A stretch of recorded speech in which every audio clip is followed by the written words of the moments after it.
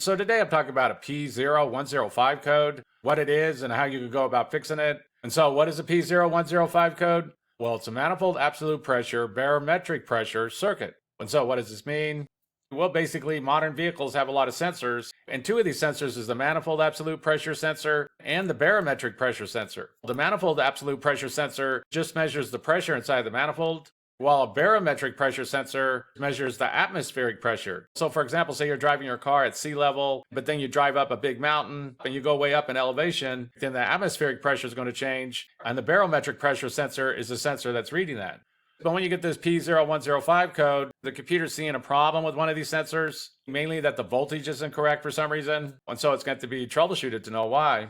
And one thing to note about these Manifold Absolute Pressure sensor and the Barometric Pressure sensor is that quite often they can be combined into one sensor. They can also be separate, but quite often they're combined into one sensor. And so for this reason, it's going to be a good idea to get a diagram where all these sensors are located and what's going on with that particular engine. That way you know for sure what's happening with that vehicle, but just keep in mind that these can be combined into one sensor, and then sometimes they can be separate.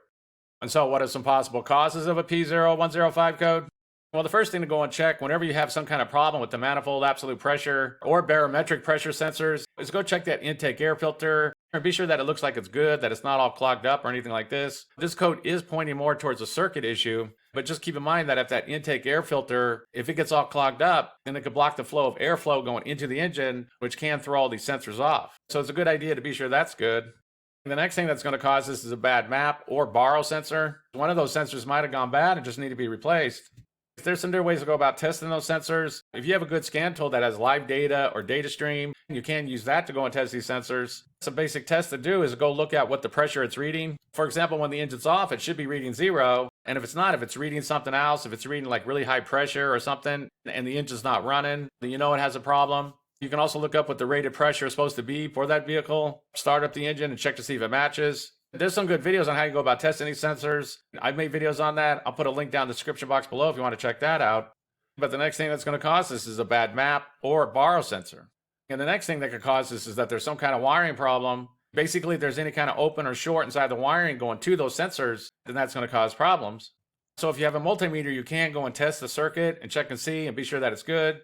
It's always a good idea to go get a diagram for that specific vehicle to know what's going on inside the wiring. But it is very common for 5 volts to be going to these sensors along with the ground and a signal wire going back to the computer.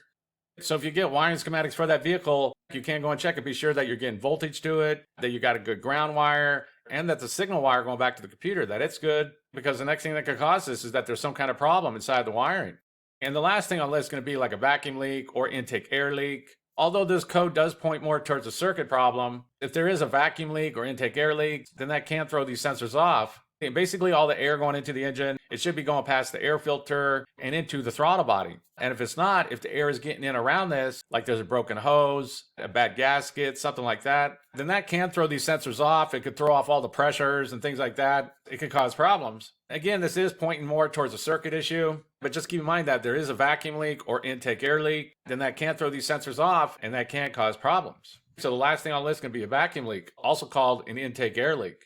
And so that's basically it. I just wanted to give a basic overview of how you go about fixing a vehicle with the P0105 code. If you have anything to add, please comment down below. If you have any questions, ask me and I'll try to answer them. If this video helps you, please click like, please click subscribe, and have a good day.